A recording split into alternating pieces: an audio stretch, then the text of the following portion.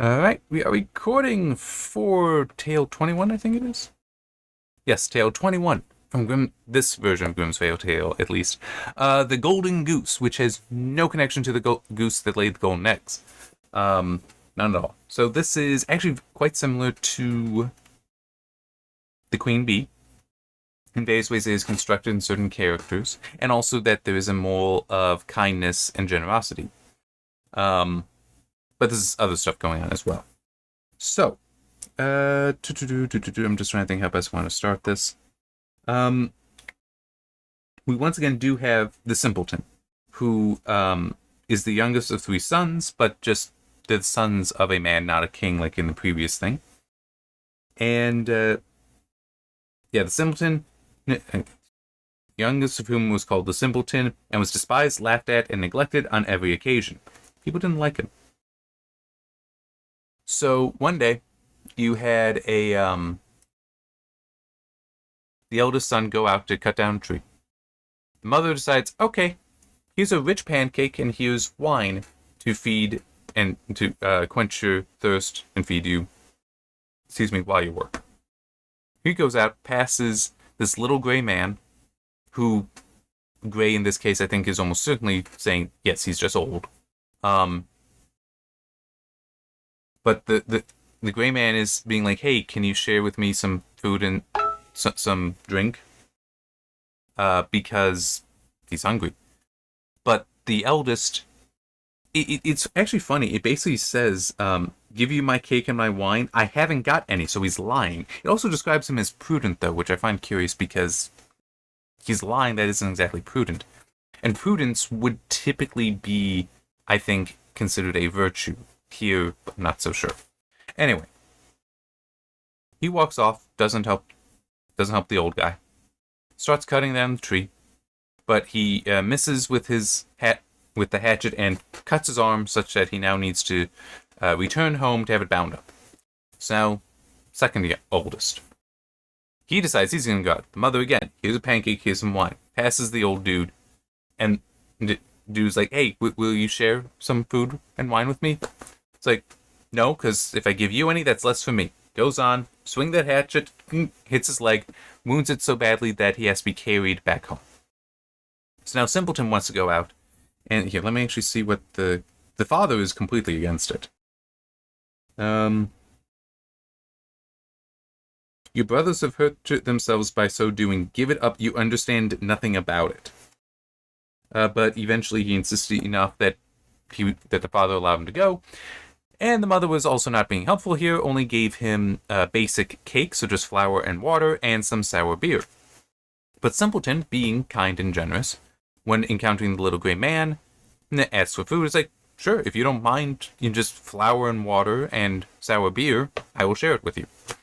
So you sit down and share this meal, and as he takes out the lesser cake, it is transformed into the rich pancake, and the sour beer is transformed into wine. They enjoy, and the little gray man, to reward him, tells him, cut down that old tree over there, and you will find your reward. So he does that, finds a golden goose, which is just a goose with golden feathers, right? So now, it's getting late. He's going to go to an inn to sleep.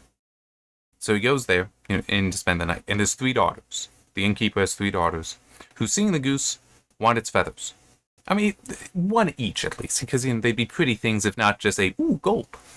The eldest walks in, puts her hand on the thing to take one, and it's stuck. She is stuck fast, she can't get free. Second daughter, middle daughter, comes in to do the same thing, and while approaching, puts a hand on her sister, and now she's stuck to her sister. So it's Goose, sister, eldest sister, second eldest sister. Now the youngest comes up, and they're like, no, don't. But she's like, what? Puts a hand on, and now they're all stuck. At this point, Simpleton might actually be stupid. Because when morning comes, he picks up the goose and just walks away. Completely oblivious to the three women attached to him. Well, attached to the goose that he's carrying. So they keep going. Come across a parson. And he actually admonishes the girls, what are you doing chasing after this young man going through a field? So he comes up to grab on to pull their attention, and he gets stuck. Then you get a church employee, I actually had to look it up because I wasn't familiar with the term, but church employee, comes and was like, hey, what are you doing? We have a christening today. Grabs on to the parson, and now he's stuck. And as they continue going, they run into two peasants, and they're like, hey, help us, help us. The peasants come up, now they're stuck. And the simpleton is potentially still unaware.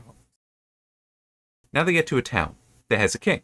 And this king has a daughter who, how did it describe her? He had made a promise. Okay, here, hang on. Okay. Who had an only daughter who was so serious that no one could make her laugh. So, if someone could make her laugh, he would give her in marriage. Yeah, sure, that's not happening. Because the moment she sees Simpleton and the train of people, she starts laughing. But the king doesn't want her to marry him, so gives him tasks. But, hang on. Sorry about that.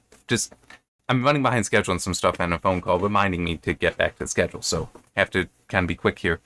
So the king ends up giving the simpleton 3 challenges, 3 tasks that he must complete in order to actually marry the daughter. Because the king really does want it. It's like, as he completes each one, it's like, okay, do this now. Do this.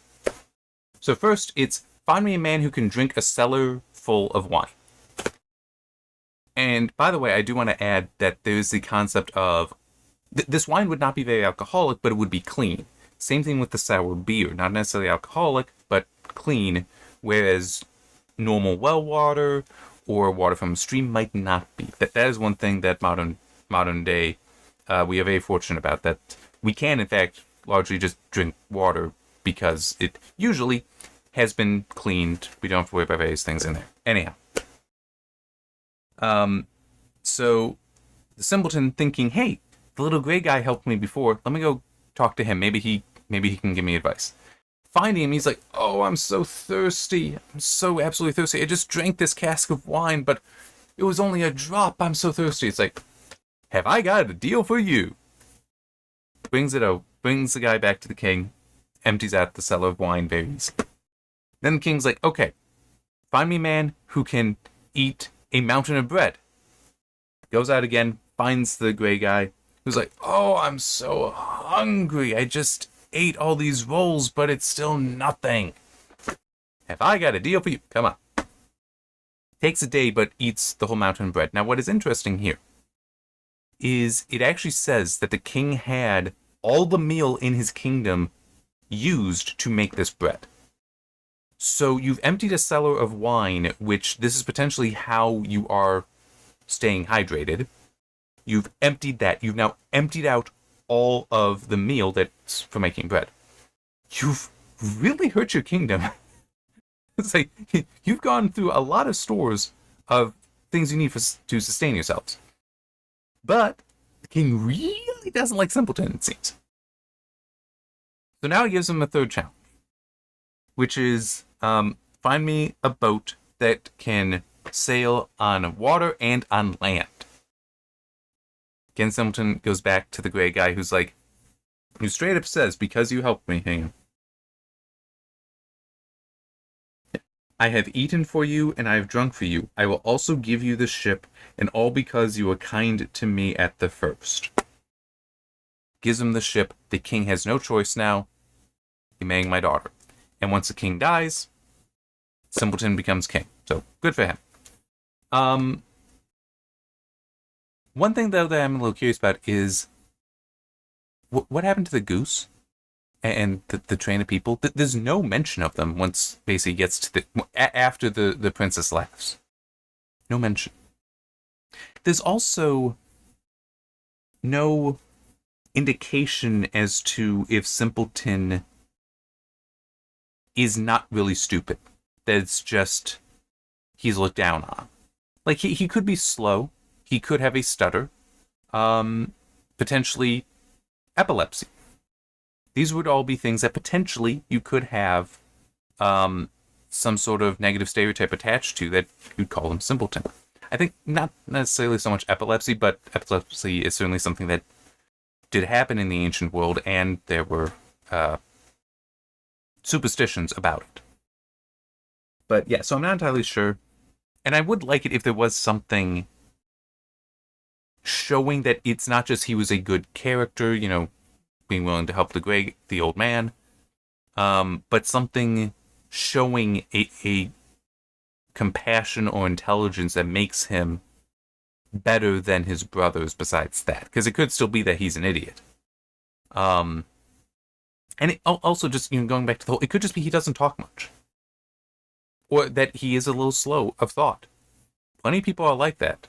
And not in any, it's not a negative thing about them. It's just how they are. Nothing wrong with it. So I do wish that we had something like that there, just to, like, he would be a good and competent king kind of thing. But yeah, I mean, it's, still, I kind of like the story, though. I don't feel like we've got the kind of moral, like I talked about in the previous one, which was so similar with the Simpleton, where, in, like, seemingly preparation towards getting marriage, towards marriage, doesn't seem like we have something like that here. It seems more so just be the kindness and generosity. Oh, yeah. Yes, kindness and generosity, but also it does speak about greed. Because both the older brothers didn't want to help the guy because one didn't lied about having anything. The other was like, well, if I give you something, that's less for me. And then the three daughters who start the whole chain, the train of people, they were greedy. They wanted a golden feather from the goose without asking. They were going to steal it. So you have instances of greed in here that lead to that.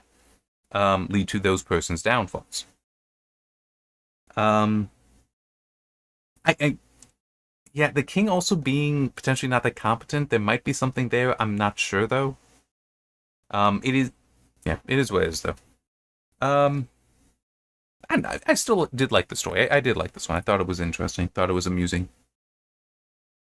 Yeah, so next up we have, I am not sure how to pronounce it because I'm not sure if there should be an accent here, but Jorinda and Jorindel, but I'm pronouncing the J hard. It might be soft, so Jorinda and Jorindel.